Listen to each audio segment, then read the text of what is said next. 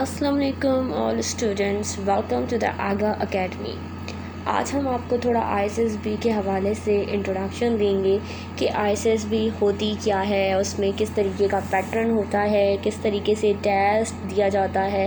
ये सारी बातें जो हैं वो स्टूडेंट को बहुत कंफ्यूज कर रही होती हैं, जिसकी वजह से वो बहुत कंफ्यूज होते हैं और तैयारी करने में उनको बहुत ही मसले आते हैं, जिसकी वजह से आज हम ये वीडियो बना रहे हैं ताकि आप स्टूडेंट्स जितने भी जो ISSB की तैयारी कर रहे हैं उनके सारे मसले जो हैं वो आज हल हो जाएं। तो आज आगा अकेडमी की तरफ से ये आपके लिए इंट्रोडक्शन की वीडियो जो है वो बनाई जा रही है कि आप लोग बहुत ही आसानी से ISSB की तैयारी कर सकें बिना किसी टेंशन के। तो आइए हम आपको अपना ISSB का पूरा पैटर्न बताते हैं कि किस तरीके से जो है वो टेस्ट लिया जाता है, किस किस तरीके से जो है वो आपको तैयारी करनी चाहिए।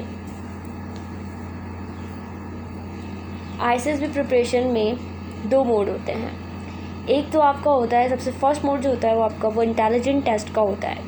इंटेलिजेंट टेस्ट में आपसे जो है वर्बल टेस्ट लिया जाता है और सेकंड आपसे नॉन वर्बल टेस्ट लिया जाता है। वर्बल टेस्ट में आपके पास 84 MCQs होते हैं और 30 मिनट्स होते हैं। इसका मतलब ये है कि आपके पास एक MCQs पे 1 मिनट भी नहीं है, मतलब आप यहाँ वहाँ भी देखकर टाइम भी नहीं ज़ाया कर सकते। इनफैक्ट एक क्वेश्चन पे सोचने का भी आपको टाइम बहुत कम है। तो आपको अपनी तैयारी और प्रैक्टिस इस तरीके से रखनी है कि आप जो हैं वो मैक्सिमम 12 सेकेंड्स मैक्सिमम 12 सेकेंड आपके पास एक क्वेश्चंस पे हैं। और अगर आप 12 सेकेंड से भी आप चाहें तो आप कम रखें मैनेजमेंट, क्योंकि टाइम मैनेजमेंट आपके पास जितनी कम होगी, ठीक है, आपकी टाइम मैनेजमेंट, आप अगर एक सवाल आपके पास 12 सेकेंड में सॉल्व हो रहा है तो आप उसको 10 सेकेंड रखें ताकि आपकी टाइम मैनेजमेंट बेहतरीन हो, ठीक है। और इसमें सिर्फ़ और सिर्फ टाइम मैनेजमेंट की नीड है और किसी चीज़ की नीड नहीं है, ठीक है। दूसरा आपके पास दिया जा रहा है कि नॉन वर्बल जो है उसमें क्या होता है, आपके पास नॉन वर्बल में आपके पास जो है डायग्रामेटिक पार्ट होता है ये, और 84 MCQs होते हैं इसमें भी, और इसमें भी 30 मिनट्स होते हैं, और सेम केस है वर्बल टेस्ट वाला, ठीक है। और सबसे मेन बात इंटेलिजेंट टेस्ट की ये है और ISSB की कि अगर आप वर्बल टेस्ट क्लियर करेंगे तो आप नेक्स्ट पे प्रोसीड करेंगे, ठीक है।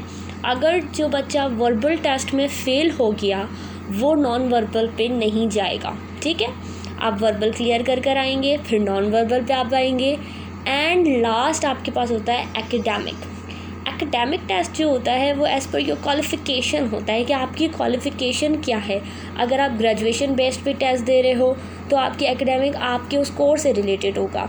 अगर आप इंटर बेस पे दे रहे हो, जिस तरीके से PN कैडेट वगैरह दिए जाते हैं, तो उसमें आपके पास जो है क्वालिफ़िकेशन जो है आपकी इंटर बेस होती है, तो उसमें वैसे सवाल आते हैं फ़िज़िक्स के, मैथ्स के, इस तरीके से, ठीक है।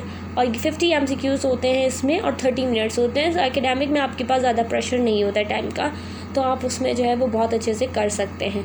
आपका सारा फोकस वर्बल टेस्ट और नॉन वर्बल टेस्ट पे होना चाहिए, और एकेडमिक टेस्ट जो है वो आपके पास 50 MCQs आते हैं, और लेकिन उसमें टाइम जो है वो बहुत अच्छा खासा दिया होता है। उम्मीद करती हूँ कि आपको मेरी ये वीडियो पसंद आई होगी और आपकी टेंशन भी कम हुई होगी, ठीक है।